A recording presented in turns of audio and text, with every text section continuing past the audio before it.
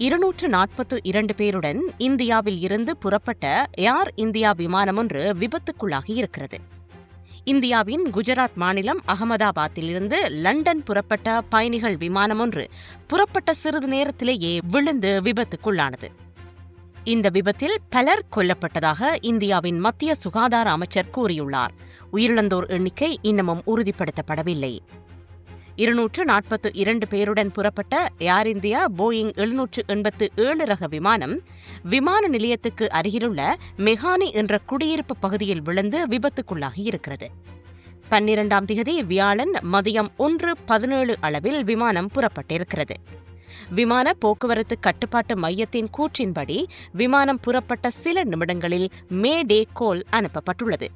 அதன் பிறகு கட்டுப்பாட்டு மையத்தால் அனுப்பப்பட்ட சிக்னல்களுக்கு எந்த பதிலும் இல்லை. 1:38க்கு 625 அடி உயரத்தில் விமானத்தின் சிக்னல் துண்டிக்கப்பட்டதாக ஃபிளைட் ரேடார் 24 தரவுகள் தெரிவிக்கின்றன. விமானம் ஓடுதளம் 23 இருந்து புறப்பட்ட சில நிமிடங்களிலேயே விழுந்து விபத்துக்குள்ளாகி இருக்கிறது. விபத்து நடந்த பகுதியில் இருந்து வானுயர கரும்புகை எழுந்துள்ளது. இந்த விமானத்தில் ஊழியர்கள் உட்பட 242 பேர் பயணித்ததாகவும் இதில் 169 இந்தியர்களும் 53 பிரித்தானியர்களும் ஒரு கனேடியரும் 7 போர்த்துகீசியர்களும் அடங்குவதாக கூறப்படுகிறது. விபத்து நடந்த இடத்தில் மீட்புக் குழுக்கள் குவிக்கப்பட்டுள்ளன. மருத்துவ உதவி மற்றும் நிவாரண உதவிகளுக்கான அனைத்து முயற்சிகளும் மேற்கொள்ளப்பட்டிருக்கின்றன.